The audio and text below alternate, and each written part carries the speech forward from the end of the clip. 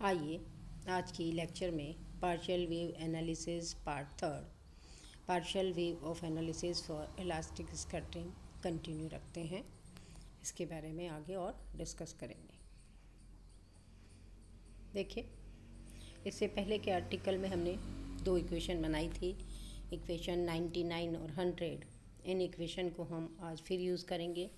Equation 99 यहाँ पे दिखाई दे रहा है, एफ थीटा बराबर समेशन एल बराबर 0 से इन्फिनिटी एफ एल थीटा बराबर 1/2 आयोटा के समेशन एल इजिकल टू 0 से infinity 2l + 1 P L cos theta E की power 2 iota delta L -1 which is also equal to 1/k summation L is equal to 0 से infinity 2l + 1 ई की power I delta L sine delta L P L cos theta, where FL theta is known as partial wave amplitude.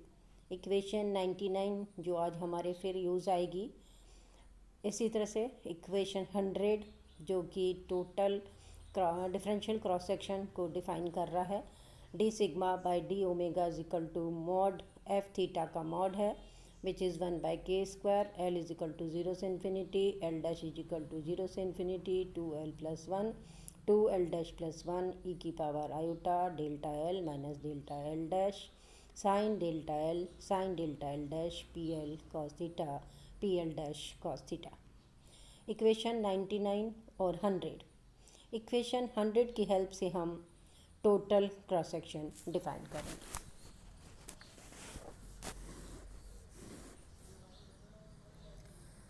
Total cross section define करने के लिए sigma is equal to d sigma by d omega को d omega पर integrate कर दीजिए।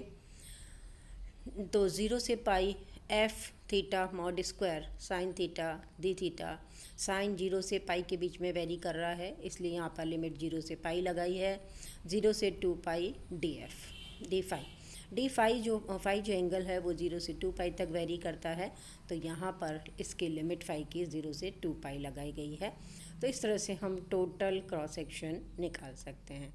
तो क्या देखा, सिग्मा बराबर 2 पाई 0 से pi F theta mod square sine theta D theta के बराबर है।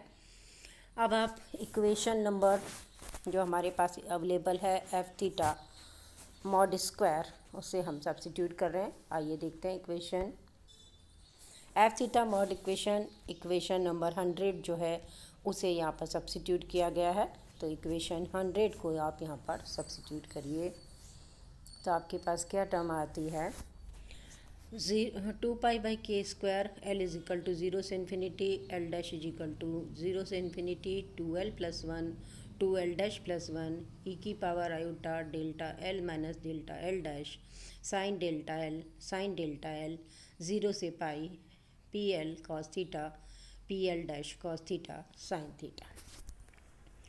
ठीक है, एक बार और देख लीजिए, एफ थीटा मॉड स्क्वायर आपके पास यहाँ पर दिया हुआ था, ये एफ थीटा मॉड स्क्वायर है। इसी चीज़ को लिमिट के हिसाब से यहाँ पर लिखा गया। Equation number 101, using the relation 0 से pi P L cos theta P L dash cos theta sine theta D theta 2/2l + 1 delta L L dash के बराबर होता है। इस रिलेशन को हम यूज़ ले रहे हैं, तो इस रिलेशन की हेल्प से इक्वेशन 101 रिड्यूस हो जाती है। सिग्मा बराबर समेशन एल बराबर 0 से इन्फिनिटी सिग्मा एल इज़ 4 पाई/k²। एल इज इक्वल टू 0 से infinity 2l + 1 sine square delta L. यहाँ देखिए 2l + 1 2l डैश + 1, तो आपके पास एल डैश को एल माना है इन्होंने, तो उसकी वजह से आपके पास एक पावर जो है वो 0 से पाई जो हमने नीचे रिलेशन यूज़ किया उसमें आ रही है, वो कैंसिल हो गई। इस 2 ने जो रिलेशन में 2 आ रहा है उसने उसे 4 पाई बना दिया, k² आपके पास टर्म आ रही है। तो कुल मिलाकर के हमारे पास रिजल्टेंट टर्म जो आती है वो इक्वेशन 102 के द्वारा दी जा रही है।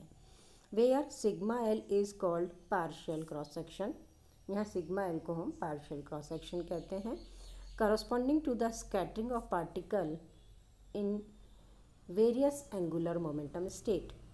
The differential cross section 100 consists of superposition of term with different angular momentum. This gives rise as interference pattern between the differential partial wave corresponding to different value of L. Equation 100 एक बार देखिए,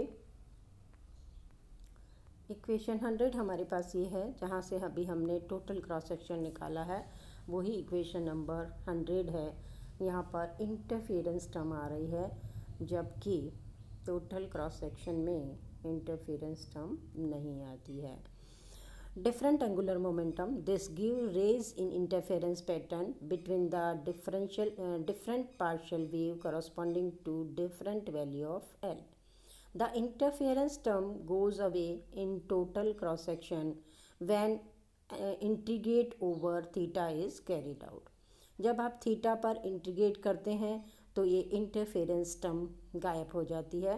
note that when v बराबर 0 everywhere all the phase shift delta L vanishes and hence the partial and total cross section as indicated by 100 and 102 are 0. 102 आपको दिखाई दे रहा है, 100 वही equation है d sigma bye D omega की, दोनों की वैल्यू डेल्टा एल के वैनिश होने पर 0 हो जाती है। Note that shown in equation 99 and 102 f theta and sigma are given as infinity series over the angular momentum L. We may recall that the case of practical importance with the except of the Coulomb potential, these series converge after a finite number of terms. We should note that in the case where we have scattering between the particle and r in their respective s state means L बराबर 0, the scattering amplitude 99 become this. Equation 99 में आपको L को 0 रखना है, तो आइए equation 99 देखते हैं। इक्वेशन 99 हमने सबसे पहले लिखा हुआ है, इसे हम पिछली वाले लेक्चर में पढ़ चुके हैं। यह है हमारी इक्वेशन नंबर 99।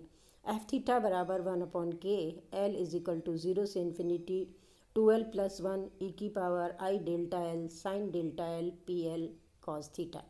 इसमें आपको L टर्म को 0 रखना है। L टर्म को 0 रखने के बाद इक्वेशन 99 का जो फॉर्म बन रहा है वो देखिए,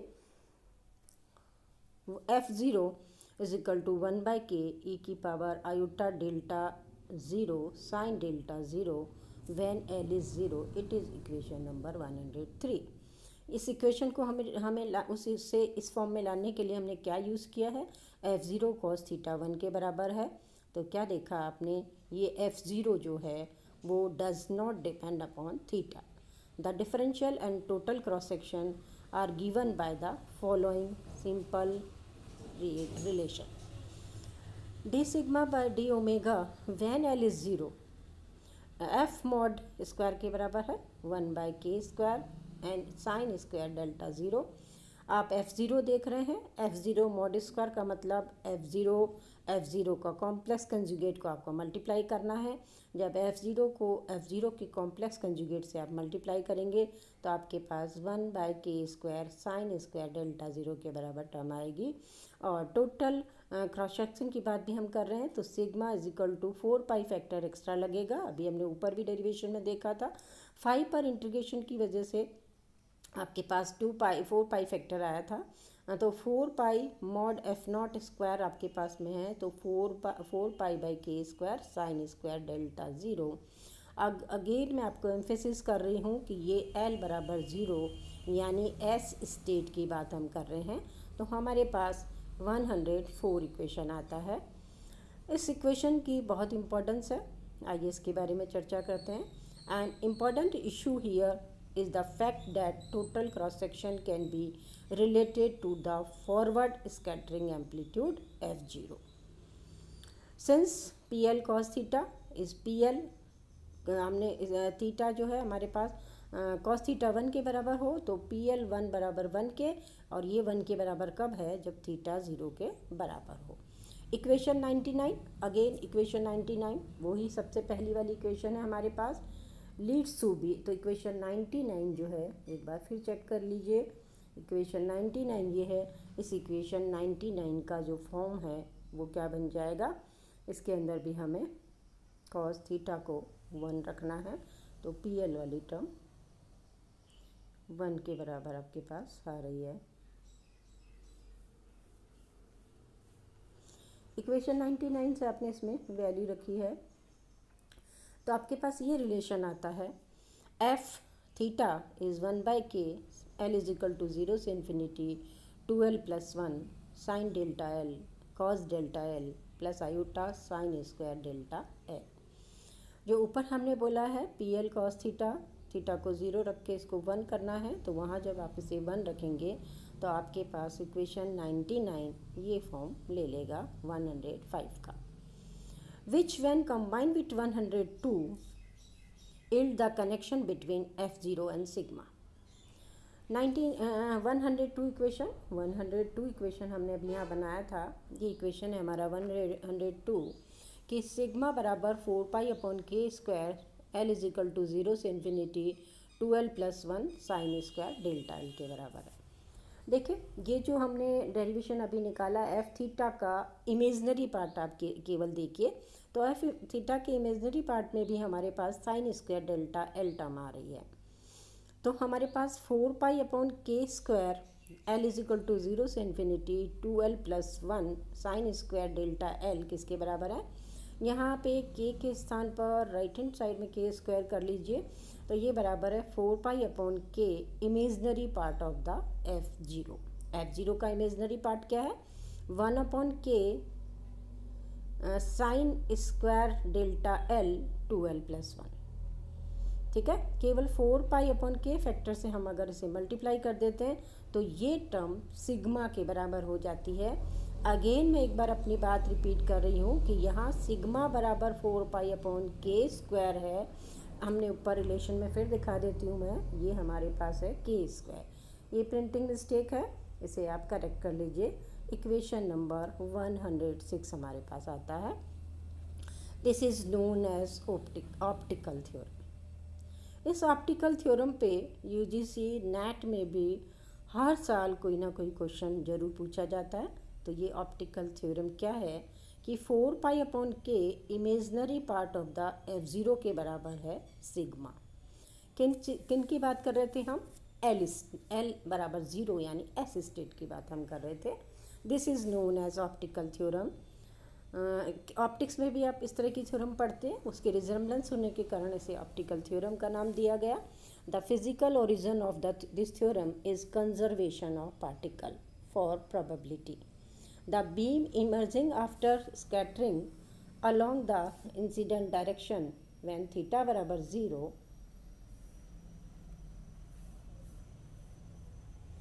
contain fewer particles than the incident beam. Since a number of particles have scattered in various directions, this decrease in the number of particles is measured by the total cross section sigma, that is number of particles removed from the incident beam along the incident direction is proportionate to sigma or equivalently to imaginary part of F0. We should note that although equation 106 is derived for elastic scattering, the optical theorem as will be shown later is also valid for in elastic scattering. तो कल का हमारा topic है in elastic scattering के बारे में, partial wave analysis के help से इसको डिस्कस करेंगे। धन्यवाद।